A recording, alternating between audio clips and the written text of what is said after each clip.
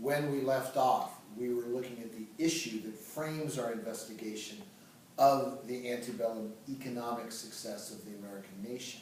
Tremendous growth. But what accounted for that great growth? Was it transportation? Was it technology? Or was it talent? But before we can get there, we have to go to and understand the basic definition of what's happening to the American economy. And that's industrialization. And that industrialization definition is one that's extraordinarily important across the board for everywhere in the world. Maybe the most important event in Western civilization. Industrialization is best defined by the use of a power-driven machine. We had always had machines, but what we have now are power-driven machines, where we take a power source to make a machine do something at a greater extent than it ever could before. Man-made power is not as good as power-driven.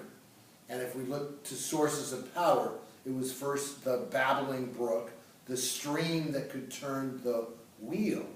But then the great invention, technology, of the steam engine, where you simply burn the fuel source, be it wood or coal later on, and take that heated water and steam and turn the turbine that is, or turbine, that is in there, that allows for a power source to take place. So that use of a power-driven machine is what we have in the time period.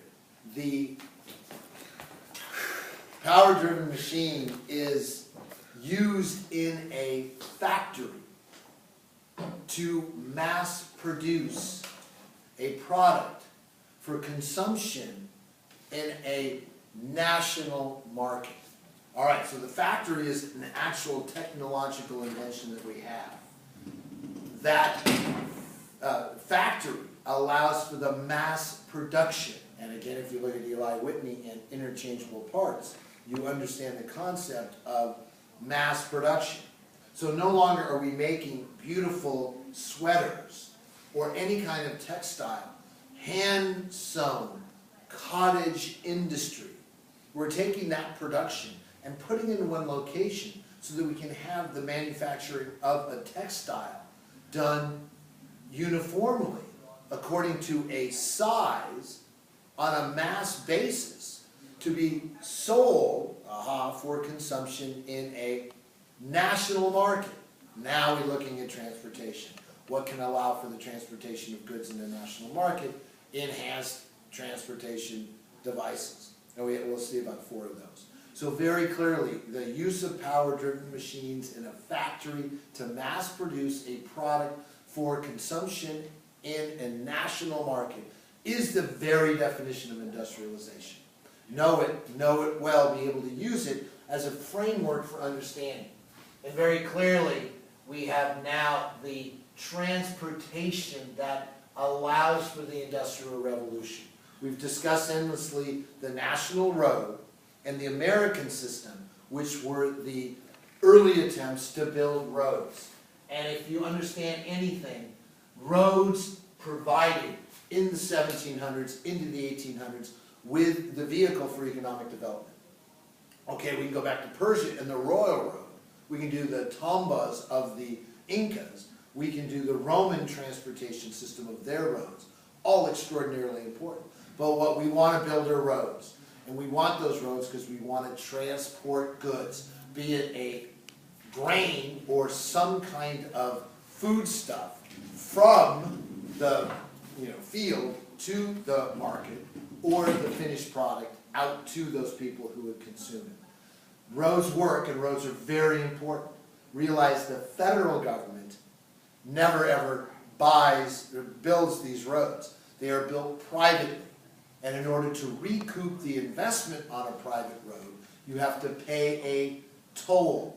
Oh, a toll road is the private way of recovering money. You can't enter into the road without turning the pike to allow your entrance onto the road. So the turnpike, the toll road are the names that are come up with to designate the privately built roads that inhabit America. Well, that doesn't really do it as well as canals.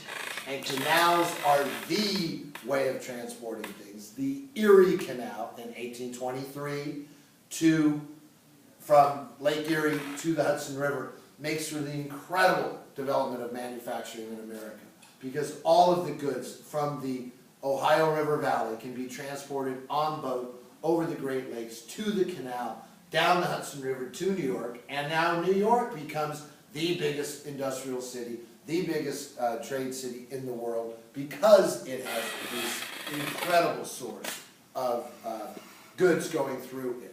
That Erie Canal in 1823 transformed American economy.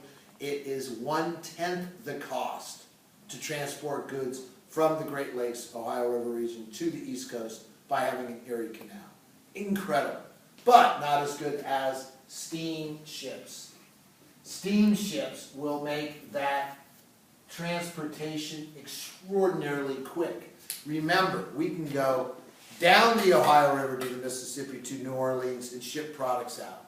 Down the Missouri River to Mississippi River to ship products out.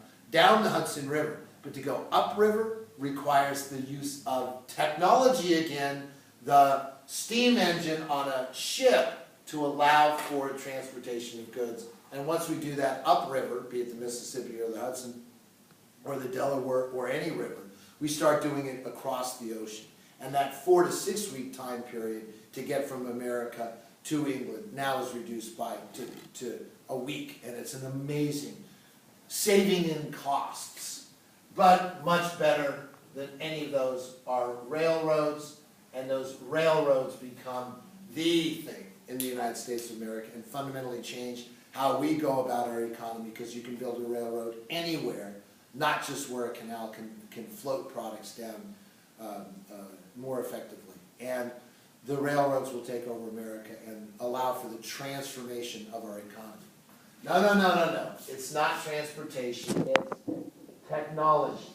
And the technology, the inventions that you need to know. So start racking them up.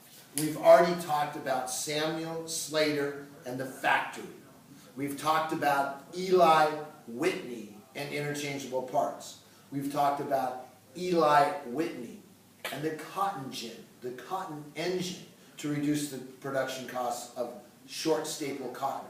That can be grown not just as long staple cotton can on that very limited fringe of South Carolina and Georgia, but short staple cotton can be grown all across the American Southwest.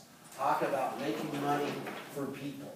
So you have, in addition to that, the McCormick Reaper, a mechanical reaper by Cyrus McCormick, to allow for the greater harvesting of different grain crops. But you also have Samuel Fulton with the steam engine on a ship. You also have, who else can we throw in here?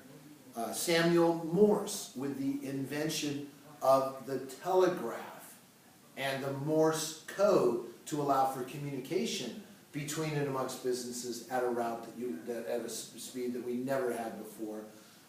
We can throw in Singer and Howe for the sewing machine. We can go back to all of the British inventions for the factory of the textiles. The Arkwright, the mule, the water loom, and all those. But those weren't American inventions.